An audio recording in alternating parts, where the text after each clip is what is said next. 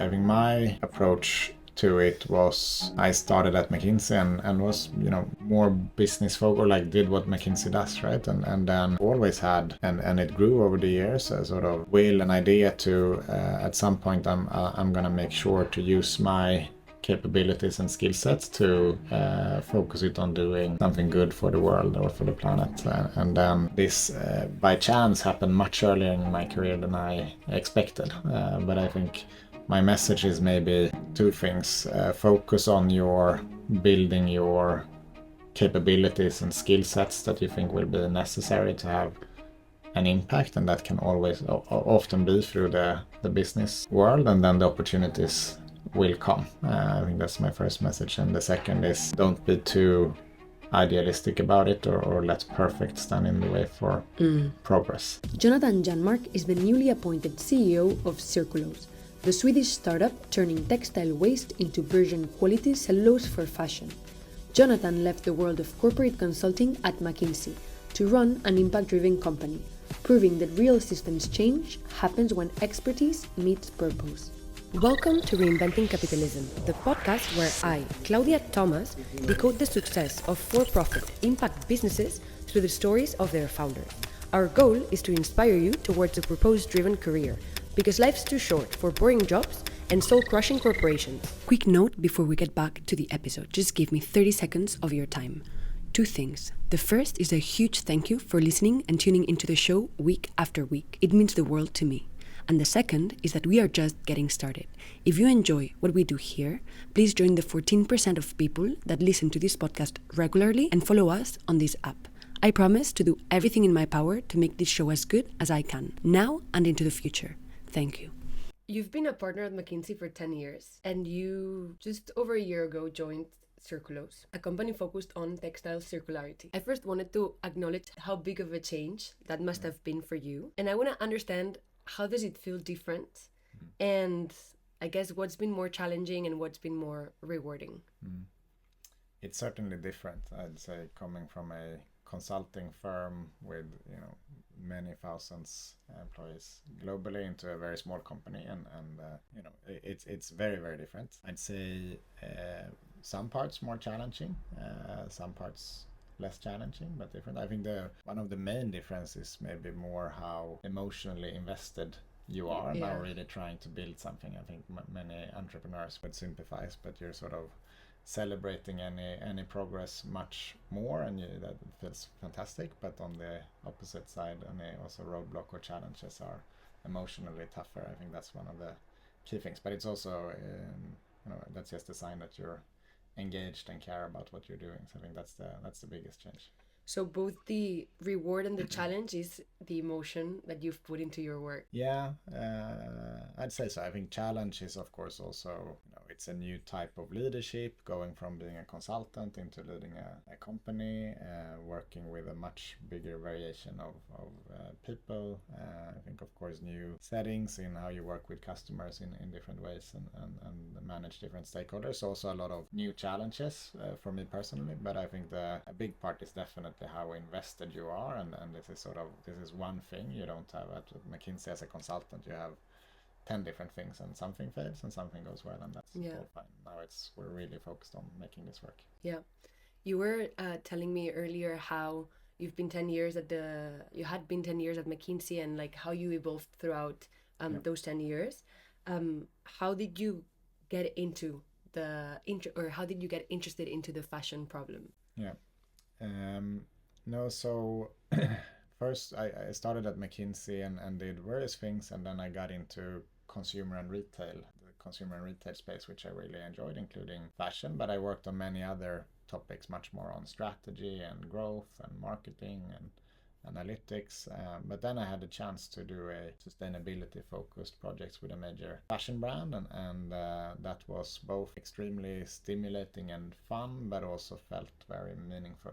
This was maybe 2019, so it was a topic that became more and more relevant. I think one project led to the next, and suddenly I had done a few and was one of the people at McKinsey who actually knew something then about sustainability in fashion, and I made a very conscious decision to kind of pivot and try to build up what we call service line in fashion sustainability at McKinsey. So that's where I spent my last 4 years. Yeah. And what has specifically changed in your leadership from being a partner at McKinsey to being a CEO at a startup? If you had to say one thing, you can say more if you want, but It's a good and tricky question. I think the one thing I spend a lot of time thinking about is capability building and both how to engage people but also get them to take ownership and learn. So balancing sort of where I really engage and help solve the problem, where I take a step back or try to get people to step up. I think that's finding that balance in a fast-paced startup is one of the tricky leadership challenges, but also very rewarding to kind of learn and work on it. I think leadership at McKinsey is, of course, you're leading people. It's relatively easy because the culture is so ingrained. It's a very, people work in a very special way. While of course there is different people and characters, but everyone is, have a relatively similar mindset and skill set. Yeah, and also they're all, I guess, aiming to learn this consulting framework that we were talking about earlier as well. Yeah. So maybe like the way that they operate, it's more similar than all the bigger characters that you have in a startup. Yes. I think we have a much bigger variation of people with very fantastic skill sets and complementary skill sets. So it's more also just me learning this new role and learning to adapt to that situation. Really cool. So you leave McKinsey, you join Circulos, and Circulose, it's not just a startup, it's a startup that went bankrupt and that you, I guess, were hired to help bring back to the surface. Big challenge. Why did you do it? Why did you accept the offer? I think first of all, even if Renewcell went bankrupt, but I still think we have an amazing starting point to actually really disrupt this industry. Renewcell did a fantastic job in pioneering and built the first large-scale or commercial-scale factory in chemical textile to textile recycling globally. So I think that factory that we have is unique for many reasons. It didn't work for Renewcell. Part of it was ownership structure, part of it was it's difficult to be first. It's difficult to both build a groundbreaking factory and make sure that the product is going to sell right. So I think it was for me a once in a lifetime opportunity to come into a company that has the foundation laid to actually disrupt this industry and take a big step towards making it more circular. So yes, challenging, but fantastic starting points. I have a friend also that he started working for a company. It didn't go bankrupt, but it had a very bad reputation at one point. But the brand was still very big. And he used to tell me how it's always, or not always, but like it's sometimes easier to get a brand with a bad reputation and grow it again than to start a brand from scratch. Yes. I can fully relate to that. And I don't think that the Renewcell or Circulose brand was that bad either. I think it was certainly in the industry big. A lot of everyone focused on sustainability in this industry knew about Renewcell. So that has of course helped us a lot. And I think rather the bankruptcy was not only a failure on Renewcell, but a failure on the industry. And I think everyone wants this to be successful now at the second attempt. Yeah. What is the most difficult thing of getting into a company at this stage? No, it's really,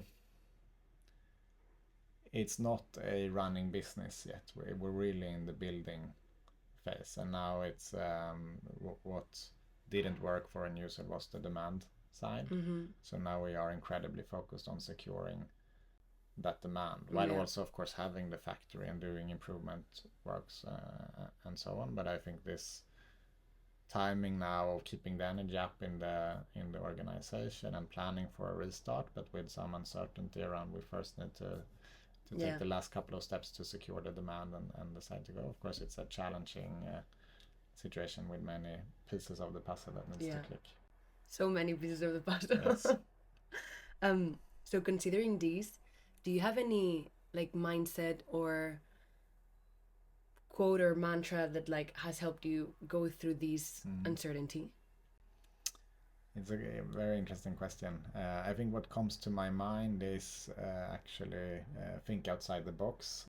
We're trying to do something that's never really been done before. We need to, given that we have a large factory, we need to reach a volume of a new material that typically takes a decade or 15 years to build, but we need to do it in less than 2 years. And in an industry which is relatively complex with many steps and used to a very specific way of working. So we really need to think outside the box, challenge status quo, don't take no for an answer, and sort of find workarounds. And we see ourselves much more as a circularity solution provider than a pulp producer. So we really think about the whole system and what can we do to enable our growth.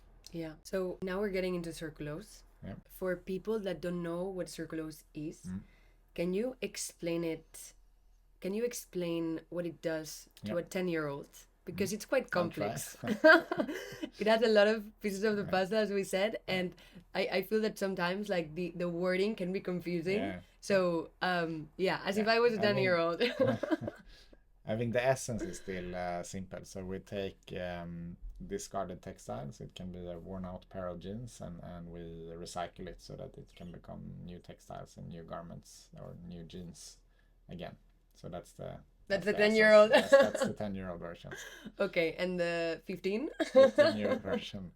No, but we focused on cotton. We have a so-called chemical recycling process which really dissolves the cotton and creates a pulp, a dissolving pulp. Normally you produce a dissolving pulp by cutting down trees and using the wood to create a wood pulp. We replace the cellulose in the wood, which is what you're actually extracting, with the cellulose in the cotton. So all of the plants out there have cellulose. Yeah. And instead of cutting down trees to take cellulose out of wood, we take it from old textiles and use the cellulose in the cotton. So the old textiles still hold that cellulose? Yes, it's there. I mean, cotton is cellulose basically. Oh, well, of course it comes from Oh, so interesting. I didn't know. And then this dissolving pulp is early in the chain, right? This has to first become a fiber. You can produce viscose or lyocell fiber out of it. That's not something we do, but that's our downstream partners. And then a viscose fiber, you can imagine like a cotton ball. Yeah. Okay. And then that cotton ball needs to be spun into a yarn. So that's the next steps, and same with viscose. And then it needs to be woven or knitted into a fabric, soon into a garment, and eventually it's the stores. So we are many steps before the garment. So many. Yeah. What is the hardest part? Is it getting the cellulose from the old textiles? Like, how do you decompose that? Or is it further down the chain? I mean, technically, of course, it's not easy to do what we've done, and Renewcell was pioneering, and it started with a research project in 2012.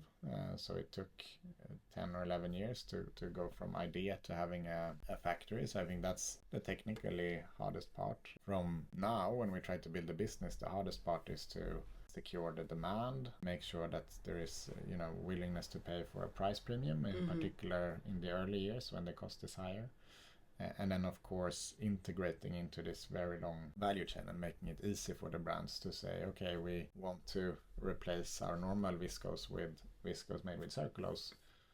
How do we do that without our buyers having to work in a completely different way, and trying to make that seamless? Yeah.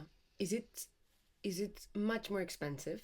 Because I'm assuming that must be a hard sell. It depends on the perspective. It's less than $1 per kilogram in the raw material stage. So it should be less than 25-30 cents per garment.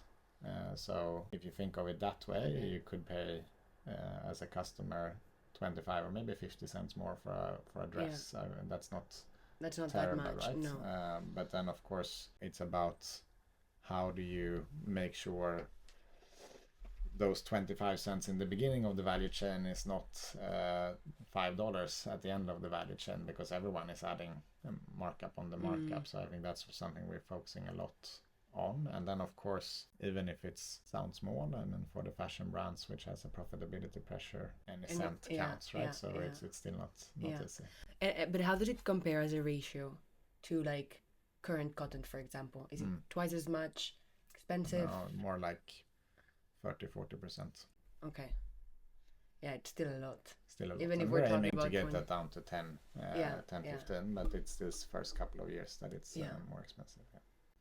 Well, short-term pain, long-term gain. Yes, exactly. Circulos works with big fashion names. Yeah. As someone that it's trying to increase the demand of these clients, do you have like an advice on what do you need to do to get your foot in the door? Like, how do you increase this demand? How do you convince these companies to become official opportunities rather than leads?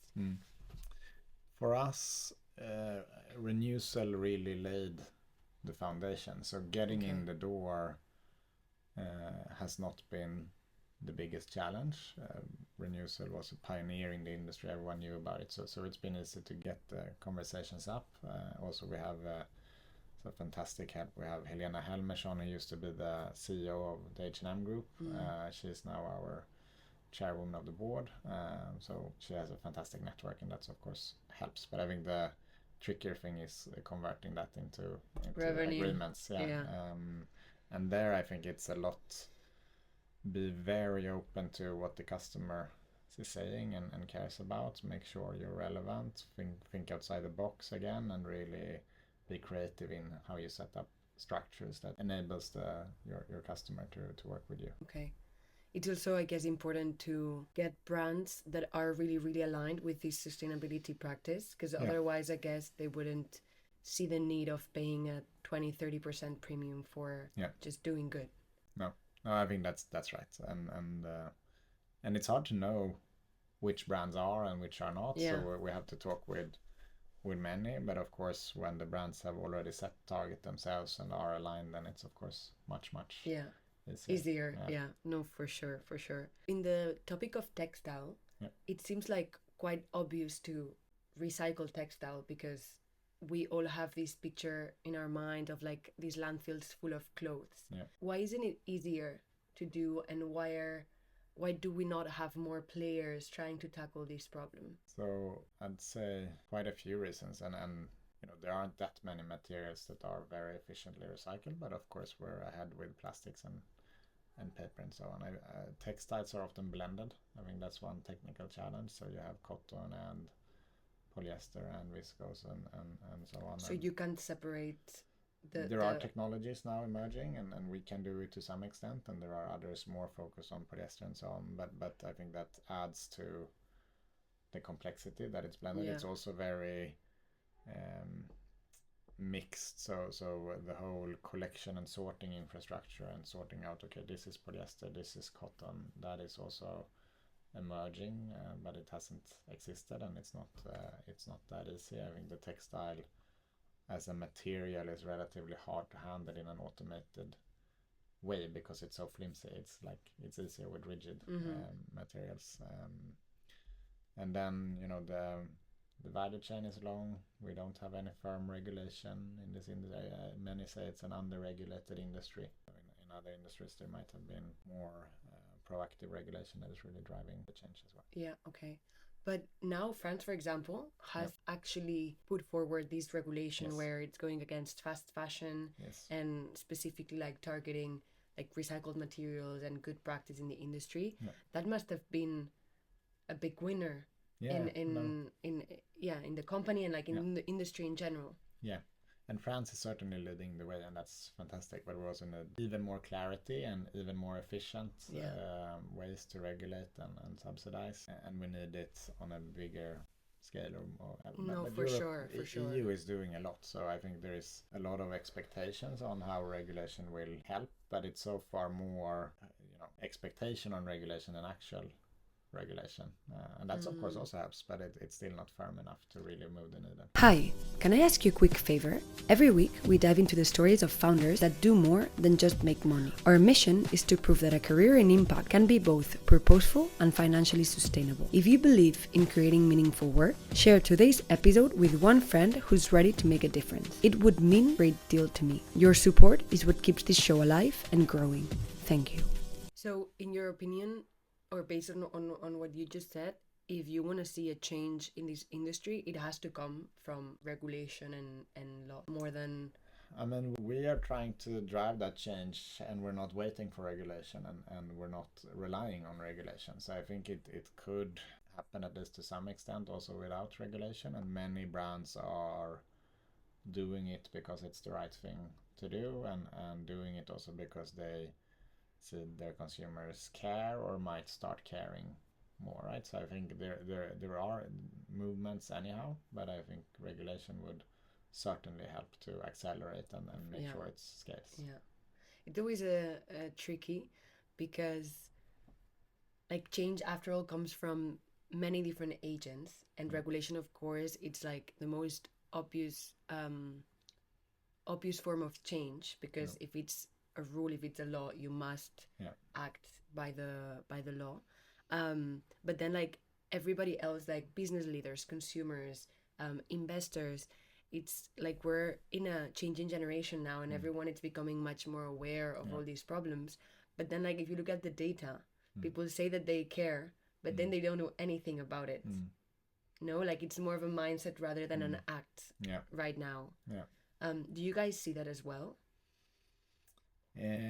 Yes and no, and now I'm come back to McKinsey days where I looked a lot at this, and we actually did a big study back then on grocery in the US, and we worked with Nielsen on looking at the real transaction data in grocery, and how have sort of claims on the product related to ESG. It can be, the bottle is recycled, or this is from cage-free eggs, or this is organic, or what have you, right? How is that influencing both growth and price? And we the conclusion that surprised many was people are actually voting with their wallet and really? Buying more sustainable products. So we saw significantly stronger, like double the growth rate of the products with more claims than those without, and also despite, I would say, significant price differences.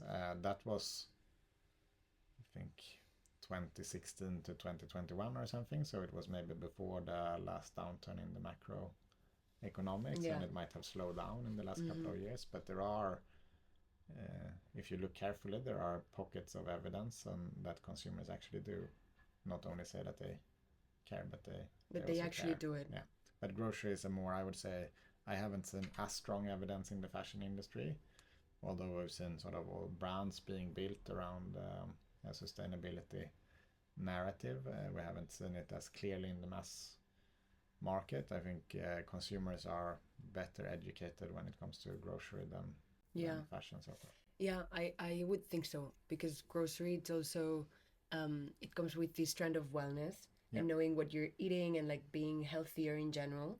So maybe you're willing to pay a premium because it directly affects your longevity, even if you want to look at it from that approach.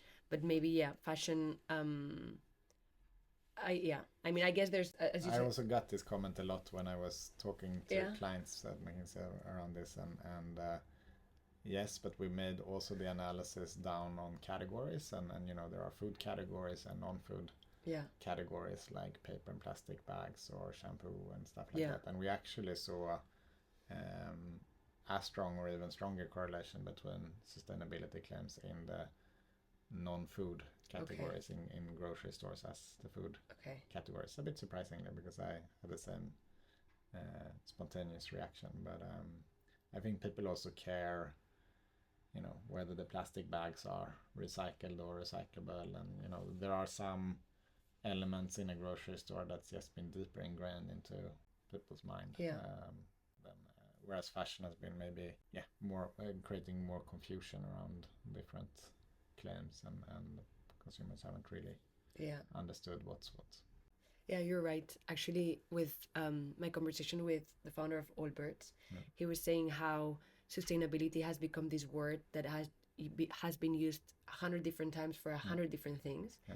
And consumers, and specifically in fashion, or at least in his experience, he was explaining how it's very difficult to make claims because it means something different for everybody that reads it. Yeah. And so it sometimes generates confusion, and sometimes it generates less trust, I guess, because you're making a claim, and for a consumer it means something else, and then they're like, oh, the company's lying, or I'm being greenwashed, basically. Yeah. So I think it's a big challenge for the industry in general. Yes. I think we cannot rely fully on consumers driving this change. I think brands taking responsibility, but of course also regulation coming in. And then at the end of the day, I think we spoke about the price premiums before. That's what it is right now, when we have one factory that makes up 1% of the man-made cellulosic fiber market in scale. Of course it's more expensive in the beginning, but we have a path to reach price parity within 5 years. So we just need, as an industry, to get over that initial hurdle to scale, and then I think the cost difference will be much lower and it will be easier.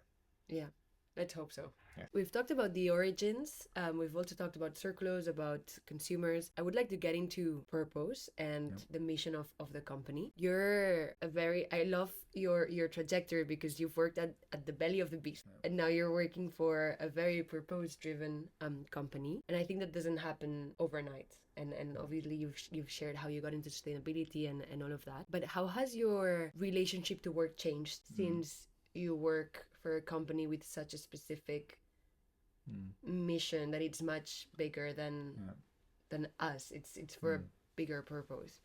I'd say it's been gradual for me, and already at McKinsey, when I moved in towards sustainability, it felt very purpose-driven, and there I could not only help one company scale, but help several, and actually felt I had a big impact for the world and planet at McKinsey. I think a lot of the work you do is still very similar or the same, but of course there is a sort of deeper, you're a bit more content with what you do, and you're a bit more motivated, for sure. Intrinsically, just for knowing that you're working for a company that does something good. Yes. Has your definition of success changed? I mean, first of all, between McKinsey and Circulos, absolutely, but more so in the sense that at McKinsey, of course, you care a lot about your client's success and that the projects goes well and so on, but then it's a relatively individual journey as well. It's how you grow in that system, whereas now it's much more external. The only thing I care about is how it goes for Circulos, not so much my own performance and contribution. So it's much more external, and then of course I think us being successful commercially is 100% aligned with us being successful in having an impact for the world. So it's kind of fully the purpose and the commercial success is fully aligned, connected. For us. Yeah, that's the key for impact companies or the concept of social entrepreneurship, because otherwise it's very confusing for the average person to understand like, why are you having a positive impact? Like sometimes people they're content by like knowing that a company employs people and it's generating economic activity. Okay, fine, but that's kind of like, that's become the norm. Like that's not a positive impact. That's just how business works. And having the impact embedded in the business model, it's what makes it very obvious to understand how both things can go hand in hand. Yes, and I think one thing that strengthens that further is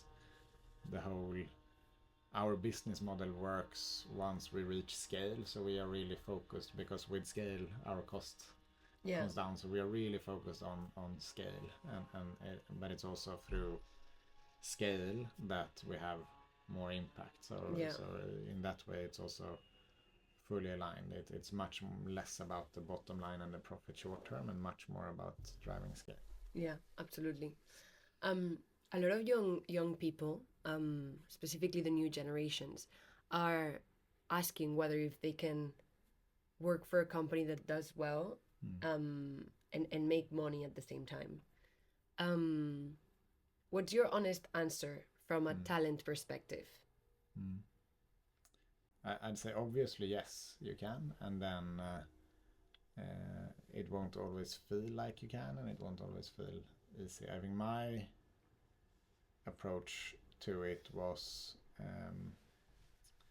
I started at McKinsey and was more business focused, or like did what McKinsey does, right? And then I always had, and it grew over the years, a sort of will and idea to at some point I'm gonna make sure to use my capabilities and skill sets to focus it on doing something good for the world or for the planet. And then this by chance happened much earlier in my career than I expected.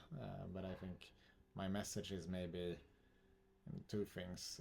Focus on your building your capabilities and skill sets that you think will be necessary to have an impact, and that can always often be through the business world, and then the opportunities will come. I think that's my first message. And the second is don't be too idealistic about it, or let perfect stand in the way for progress. I think as you said, when business and sustainability aligns, that's when we will have the biggest impact. So don't see business as kind of something ugly, and I only want to do stuff that has a positive impact on the planet. I think that it's great to have that drive, but you need to have patience. You need to sort of learn the trade, or build valuable skill sets, and then you'll get opportunities to have impact. Yeah, for sure. And also, like, we live in a system, and we can't get out of the system.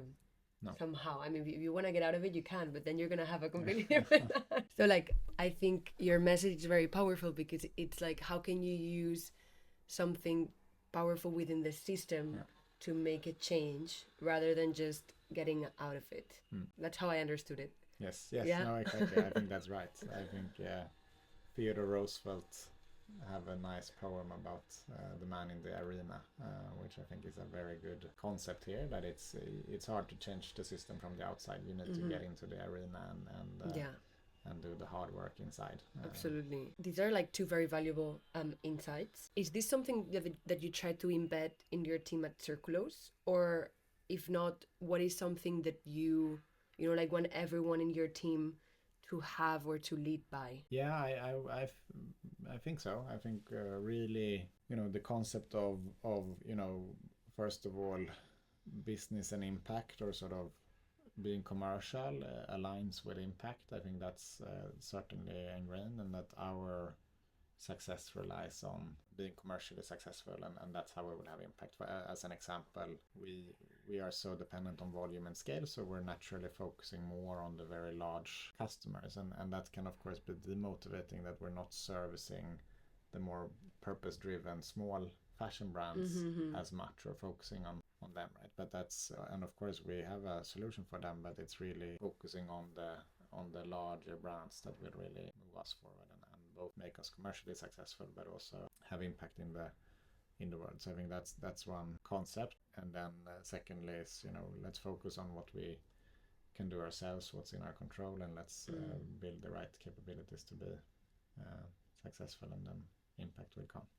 Absolutely. Focus on what you can control. Yes. And forget about what you can't. Yes, exactly. We're getting to the end of the interview. I would like to get your thoughts on the future of the industry. Where do you see fashion, the concept of fashion going in the next 5 to 10 years?